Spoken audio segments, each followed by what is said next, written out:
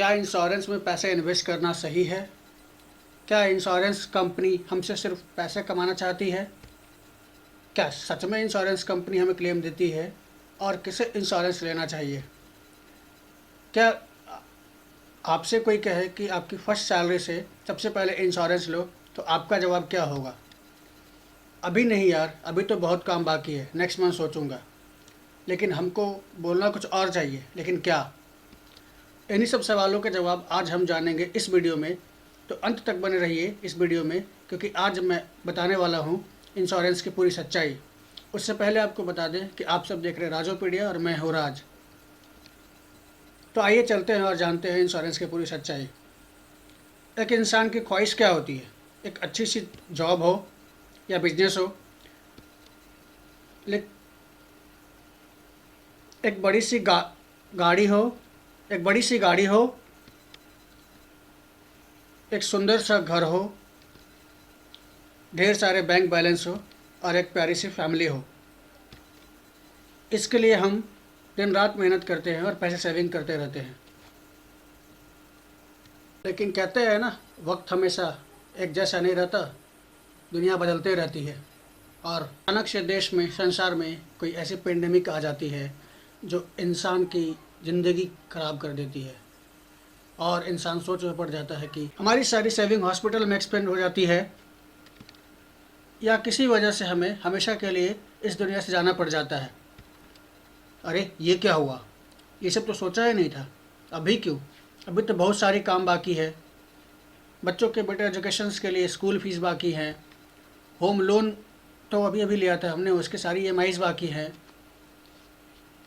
Car loan है, अभी अभी तो हमने एक कार लिया था, उसकी ईएमआईज भी हमें पे करनी है।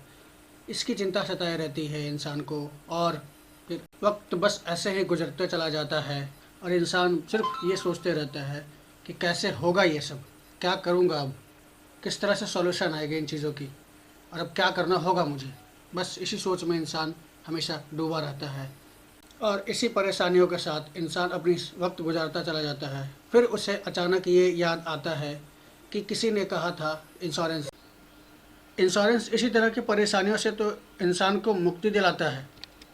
अब पहले जानते हैं कि इंश्योरेंस काम कैसे करता है।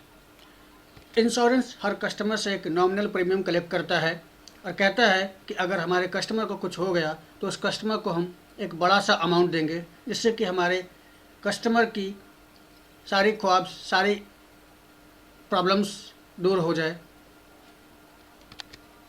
इंश्योरेंस हमारे हर छोटे बड़े खर्चे का ख्याल रखता है। और इस इंश्योरेंस को लेने के लिए हमें करना क्या है? बस कुछ एक्स्ट्रा एक्सपेंसेस को कम करने होते हैं। जैसे पहले महीने में हम 4 बार पार्टियां किया करते थे, अब महीने में हम 1 पार्टियां कर लें। टूरिस्ट प्लेस कुछ हफ्तों की जगह कुछ महीने में चले जाएंगे। बस इतने में ही तो हम बड़े से बड़ा कवर ले सकते हैं। अब सवाल ये आता है कि क्या होगा अगर इंश्योरेंस कंपनी हमसे पैसे लेकर भाग गई? तो अब जान लो कि इंश्योरेंस कंपनी को रेगुलेट आईआरडीए करती है, और किसी भी इंश्योरेंस कंपनी को मार्केट में रन करने के लिए 200 करोड़ का नॉन रिफंडेबल अमाउंट आईआरडीए के पास डिपॉजिट करना पड़ता है। एसेट्स एक्सपेंसेस तो अलग से है। इसके साथ कम से कम 100 ईयर का एक्सपीरियंस होना चाहिए सेम फील्ड में। तो अब आप सोचो कि एक इंसान की छोटे से अमाउंट के लिए कंपनी अपनी इतनी लॉस तो करेगी नहीं, और ना ही सारे कस्टमर्स को एक साथ क्लेम देने की रिक्वायरमेंट पड़ेगी। इसलिए इंश्योरेंस कंपनी एक लिटिल प्रीमियम के बावजूद भी अपने कस्टमर को एक बड़ा सा अमाउंट दे देती है। अब रही सवाल, ये जानते हैं कि टाइप ऑफ इंश्योरेंस इंश्योरेंस कितने तरह के होते हैं और कौन से इंश्योरेंस हमें लेना चाहिए। टाइप ऑफ इंश्योरेंस, टाइप यहाँ पे 7 तरह के इंश्योरेंस होते हैं, जिसमें पहला इंश्योरेंस होता है लाइफ इंश्योरेंस और पर्सनल इंश्योरेंस। दूसरी इंश्योरेंस होती है health insurance, property insurance, marine insurance, fire insurance, liability insurance and guaranteed insurance. अब जानते हैं लाइफ इंश्योरेंस और पर्सनल इंश्योरेंस क्या होता है। हम थोड़ी थोड़ी सारे इंश्योरेंस के बारे में जानेंगे, और इसके बाद फिर अगर आप चाहेंगे तो आपको हम एक पर्सनल से लाइफ इंश्योरेंस और हेल्थ इंश्योरेंस पे एक वीडियो बना कर देंगे। उसके लिए आप हमें कमेंट कर सकते हैं, लाइक कर सकते हैं, शेयर कर सकते हैं। तो जानते हैं लाइफ इंश्योरेंस और पर्सनल इंश्योरेंस क्या होता है। लाइफ इंश्योरेंस एक ऐसा इंश्योरेंस है जिसमें कंपनी अपने कस्टमर को एक बड़ा सा सम एश्योर्ड देती है किसी उनके डेथ पे या फिर एक टाइम सेट पीरियड पे। हेल्थ इंश्योरेंस एक ऐसे इंश्योरेंस है जिसमें कस्टमर की किसी भी तरह की इलनेस से रिलेटेड एंड मेडिक्लेम से रिलेटेड, अगर कस्टमर हॉस्पिटलाइज होते हैं तो उनसे रिलेटेड उनके सारे अमाउंट को, सारे खर्चे को कवर करती है। प्रॉपर्टी इंश्योरेंस एक ऐसा इंश्योरेंस है जिसमें हम अपनी सारी की सारी प्रॉपर्टी का इंश्योरेंस करा सकते हैं। अगर ये प्रॉपर्टी किसी भी तरीके से लॉस होती है तो उसके सारा का सारा कवर प्रॉपर्टी इंश्योरेंस के द्वारा कवर किया जाता है।